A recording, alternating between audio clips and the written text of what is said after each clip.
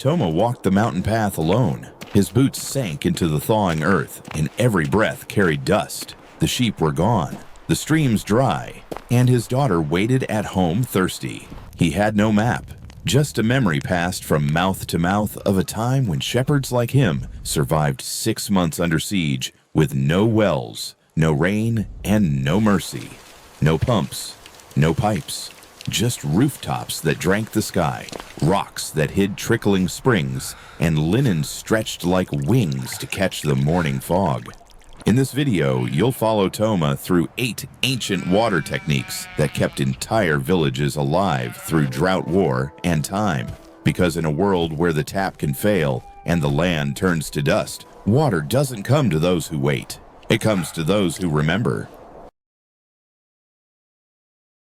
The village of Larzak clung to a ridge of wind-blasted stone. Once water ran freely, here springs beneath the chapel wooden pipes hidden in moss, and a well so deep it tasted of winter. But that was before the dry years. Now the soil cracked, the cattle wandered farther, and Toma, a shepherd shaped by hardship, lived alone with his daughter in a stone hut with a roof that leaked more than it caught. He couldn't read, but he remembered things, fragments his father whispered beside the fire. Water doesn't go far, not if you know how to keep it. And so, when the last bucket came up dry, Toma didn't curse the sky. He stepped onto the old paths, seeking what had once kept this land alive. That morning, after pouring the last drop into his daughter's cup, Toma knew the village well wouldn't last another week. So he walked, not to the market, but toward a name half-whispered the old man who never drank from the village well. The clay basin was bone dry. Again. Toma sat on the stone step outside his hut, eyeing the sky as if willing it to crack open. But the clouds were liars, thick and gray, yet stingy. That morning his daughter had asked for water, and he'd lied. That's when he remembered the old man on the southern ridge. A loner, people said, who didn't fetch from the village well even before it dried. Toma hiked 2 hours and found him stacking firewood beside a half-sunken stone hut. Rainwater, the man said. That's all he used. No stream, no spring. Just what fell from the sky and never touched the ground. He showed Toma how the roof had been shaped like a shallow funnel, its clay tiles arranged to send water down into a carved wooden gutter. From there, it flowed into a buried clay cistern lined with lime and sand. Nothing electric, no moving parts, just gravity slope and wisdom. The man lifted a wooden lid. Cool, clear water gleamed in the cistern's belly. Toma dipped his hand in. It felt like touching memory. Rain caught weeks ago, still fresh, still waiting. He learned to replicate the slope using rough slate he scavenged. He shaped the gutter with a scorched oak branch and buried a jar lined with gravel and wool. Crude, but it held water. Archaeologists have found these rain-harvesting roofs in hilltop fortresses across Occitania, some over 800 years old. Whole garrisons lived through sieges by collecting rainwater with no more than slanted tiles and carved stone. Toma didn't call it engineering. He called it survival with foresight. That night, when it finally rained, he didn't waste a drop. He watched the first rivulet slide off the tiles into the gutter like a lifeline. And when the clay jar filled, he smiled not because he had water, but because he had taken it back without begging. The shallow well behind Toma's hut had stopped echoing. Even the moss around the stones was dying. He dug 3 more feet, blistered his palms, and found nothing but dust. That evening, an old woman passed through Larzak, leading a mule loaded with dried herbs and wool. People called her a healer, a witch maybe. Toma called her hope. She watched him shovel through the dry soil, then held out a crooked Y-shaped branch, smooth and worn. Hazel, she said, let the ground speak first. He didn't believe it, but he was too tired to argue. He gripped the rod, walked where she pointed, and on the 3rd pass, the rod twisted in his hands like it had a will of its own. Toma froze. The woman just smiled. Now dig there. He did. 2 feet down, the soil turned damp. 4 feet, and the spade clanged on stone. Beneath it, a dark trickle glistened. She told him dowsers weren't magicians. They read signs the way birds flew the bend of dry grass, the shape of the land. The rod, just a tool to help your body notice what your mind missed. Centuries later, archaeologists uncovered village wells aligned perfectly with fault lines and shallow aquifers, places no one could have mapped without deep knowledge or intuition. Old texts from the 12th century show clergy and peasants using rods not as magic, but as muscle memory tied to soil. Toma rebuilt the well, but he also started walking differently. Less like a man looking for water, more like someone listening for it. That stick never left his satchel after that. Not because he trusted the wood, but because he trusted what it taught him. You don't find water by chasing it. You find it by letting the land show you where it's been hiding. The rains had come, but only once. Enough to fill Toma's jar, not the village well. He needed more than water. He needed a source. The oldest shepherd in Larzac told him of a monastery abandoned since the plague. The monks, he said, had water even in drought. They never begged the sky. Toma walked through thistle fields and stone ruins until he found it. Walls, crumbling doors, splintered silence thicker than fog. Inside the chapel, behind a broken altar, he found it a mural, faded but intact. Not angels, not saints. A map. Lines carved into plaster, symbols beneath arches, curves that traced the slope of the land. Then came a voice behind him. You see it too. A monk. Old thin, robed in patchwork wool. He'd never left. He showed Toma the spring still running just beyond the cloister garden, fed from cracks in limestone, hidden but patient. Each year, he said, they walked the same path, cleaned the channel, marked new moss with chalk. It wasn't faith that made the spring last. It was care. Carved basins nearby still held water. Stone gutters hidden in roots led to lead-lined tanks under the infirmary. These monks didn't just find water, they archived it. Archaeologists at Cistercian sites found similar designs. Grooves in stone matched to terrain, coded glyphs on chapel walls, invisible unless you knew where to look. Back home, Toma scratched a crude version of the mural into his own garden wall, not to copy it, but to remember how knowledge used to live in pictures, in paths, in people who walked the land slowly. He no longer searched for water blindly. He looked for patterns, and sometimes a rock out of place meant more than a prayer. The old well at the village edge had collapsed, not from lack of depth, but from time. Stones had slipped, walls crumbled inward. What little water there was now seeped into the mud. Toma stood at its rim boots, wet with rot, wondering if anything could be saved. The village mason, an aging man with lime dust in his beard, spoke softly. The well was too wide, too flat.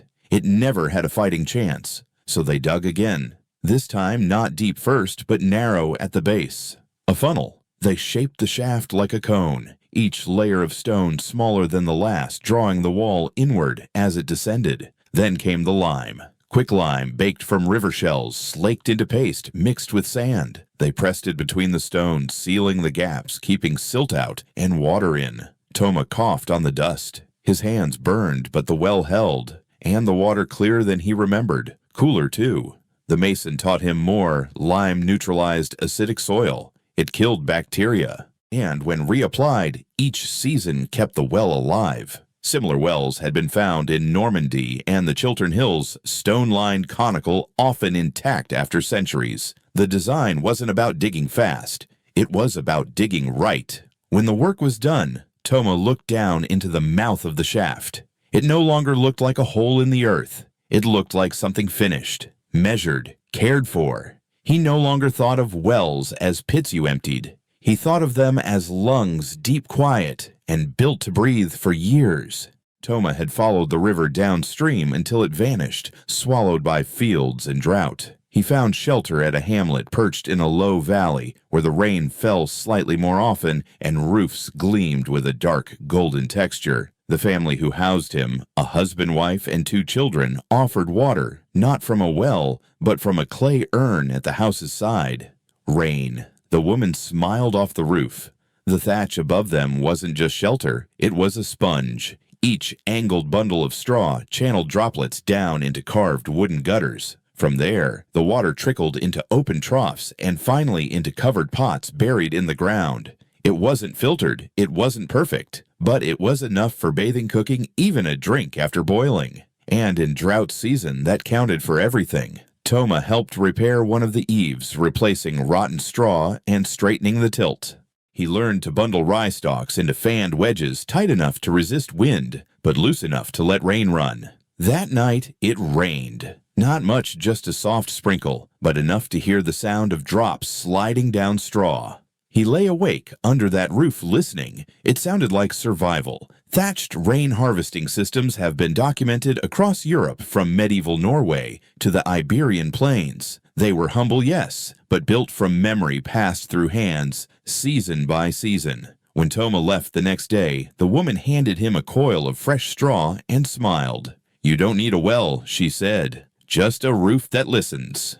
The sixth village sat on a slope surrounded by pine and silence. Toma followed a faint trickle, barely more than a wet scar in the rocks, until he found the old man. A woodsman, hands thick, voice dry. He was guiding water without buckets, without wells. Just trees. "Split pine," the man said, holding up a halved log. "Hollow it out. Line the inside with moss. Seal it with sap." The logs became channels guiding water from a spring halfway up the hill. No pressure, no noise, just flow. Toma helped drive the stakes, lift the timber, bind it tight. They shaped the root like a snake in the grass, always downward, never forced. The first time water reached the stone basin at the base, Toma crouched beside it, touched it. Cold. Alive. Like a thread stitched back into cloth. Timber water systems date back to Roman and medieval times, found in places where stone was scarce, but wood was plenty. They required no tools beyond axe and fire. No nails, no iron, just patience, gravity, and a knowledge of slope. That evening, as the woodsman lit a fire, he handed Toma a short log with a hole bored through. "Every path," he said, "starts with one piece that listens." Toma smiled. He didn't just learn how to move water, he learned how to reconnect it. By the coast, Toma found no rivers, only mist. The woman who lived in the cliffs was older than memory. She spoke little, but at dawn she walked barefoot to a clearing above the rocks and hung her linen net between two posts. The sea fog rolled in like breath, and by mid-morning, drops formed, clung, fell, collected into a ceramic bowl beneath. "It's enough for tea," she said, cupping the bowl. Enough for soup. Enough to keep going. Fog nets or fog catchers are still used today in parts of Chile, Peru, and Morocco, where cloud cover is abundant, but rainfall is rare. The principle is simple fine mesh plus airflow, harsh condensation. Medieval monks in coastal Europe used linen sails or woven reeds in early versions. Some even carved ridges into stone slabs to guide droplets toward jars. Toma touched the net. Rough weave, damp, faintly salt-touched. He remembered his wife's shawl flapping on the porch every morning catching dew while she ground barley. He never thought of it as gathering water, but maybe it was. The woman gave him a net folded like cloth. "Don't wait for rivers," she said. "Catch the sky." And so he did. Toma was lost in the birch woods. His water pouch was dry. No streams, no fog, only silence. Then he heard a knock. Soft, hollow, repeating. A man in a green wool hood stood by a tree tapping its bark with a bone-handled knife. He held out a cup. Clear liquid dripped slow but steady from a small borehole in the trunk. "Birch," the man said. "She gives when asked." Toma drank. Slightly sweet, cool, alive. Sap tapping has been practiced since prehistory.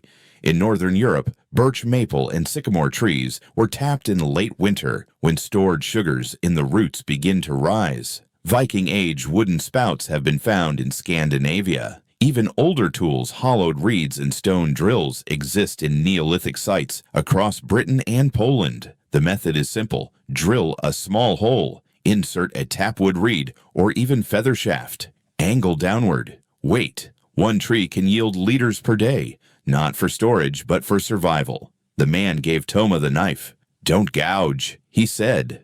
"Respect. Thank her, then stop." Toma bowed to the tree before leaving. That night, under the stars, he whispered thanks again. Water wasn't always taken. Sometimes it was gifted.